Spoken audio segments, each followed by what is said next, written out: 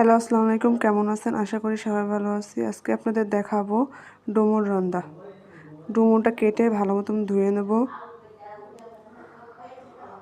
ধোয়া হয়ে গেলে পেঁয়াজ কুচি নেব, ঝাল কুচি নেব, আদা বাটা, রসুন বাটা, জিরা বাটা আর নারকেল বাটা।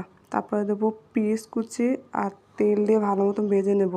ভেজে নেওয়া হয়ে গেলে আদা বাটা, রসুন বাটা, জিরা বাটা দিব।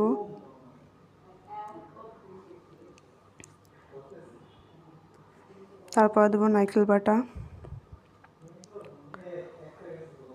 হলুদের গুঁড়া,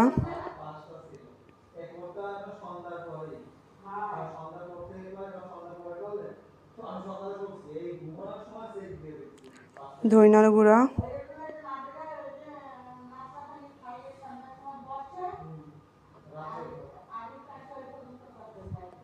তারপরে দেবো ঝালের গুঁড়া, তারপরে দিব লবণ দেওয়া হয়ে গেলে তারপরে দিব একটু গরম পানি দিয়ে ভালো মতো মশলাটা একটু কষায় নিব। তারপরে দিব তেজপাতা দেওয়া হয়ে গেলে সামান্য একটু চিনি, তারপরে দিব আবার একটু গরম পানি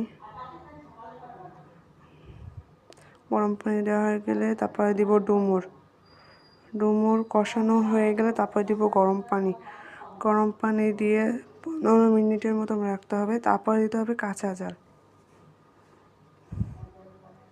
কাঁচা জাল দিয়ে হয়ে গেল রেসিপি। আপনাদের কাছে কেমন লাগছে আমাদের